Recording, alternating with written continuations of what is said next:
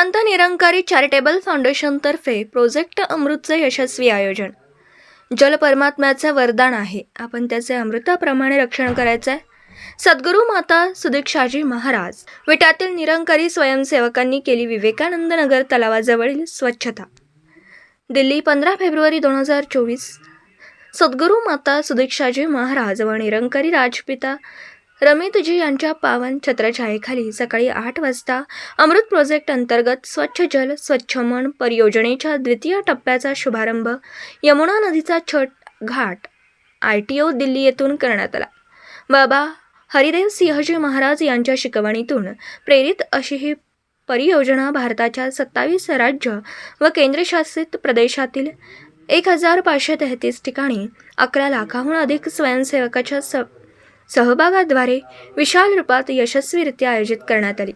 विटामध्येही निरंकारी भक्तांनी विवेकानंद नगर तलाव परिसराची स्वच्छता करण्यात आली. यामध्ये शेकडोंच्या संख्येने स्वयंसेवकांनी भाग घेतला.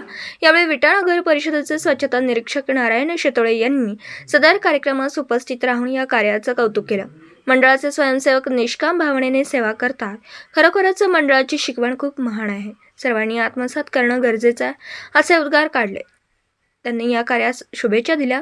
विटा येथील कार्यक्रमाचं नियोजन विटा शाखेचे मुख्य संभाजी माळी, सेवादल विभागाचे संचालक महेश टेकेजी, शोभा सुर्वेजी, सुषमा साळुंखेजी यांनी केलं. प्रोजेक्ट अमृतच्या द्वितीय टप्प्याचा प्रारंभ करताना निरंकारी राजपिता रमितजी यांनी सद्गुरू माताजींच्या आशीर्वचनापूर्वी आपल्या संबोधनामध्ये म्हटलं की बाबा हरदेव सिंहजी यांनी आपल्या जीवनात आम्हाला हीच प्रेरणा दिली की सेवा निष्काम भावनेनंच व्हायला हवी. त्यामध्ये कोणत्याही प्रकारच्या प्रशंसनेची इच्छा नसावी. सेवा करताना आपण तिच्या प्रदर्शनाचा गाजावाजा न करता सेवेच्या मूळ भावनेवर केंद्रीय राहायला हवं.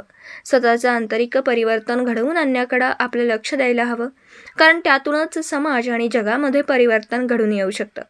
स्वच्छ आणि निर्मळ मनातूनच सात्विक परिवर्तनाचा उगम होतो. सद्गुरू माताजींनी प्रोजेक्ट अमृत या प्रसंगी आपल्या पावन आशीर्वचनामध्ये सांगितलं की आपल्या जीवनात पाण्याला फार महत्त्व आहे. जल हे अमृता समान होय. जल आपल्या जीवनाचा मूलभूत आधार आहे. परमात्म्याने आपल्याला ही जी स्वच्छ व सुंदर सृष्टी बहार केली आहे, तिची देखभाल करणं आमचं कर्तव्य आहे. मानवी रूपातच आपण या अमूल्य अमानतीचा दुरुपयोग करून ती प्रदूषित केली आहे. आपण प्रकृतीला तिच्या मूळ रूपात प्रतिष्ठापित करून तिची स्वच्छता करायला हवी.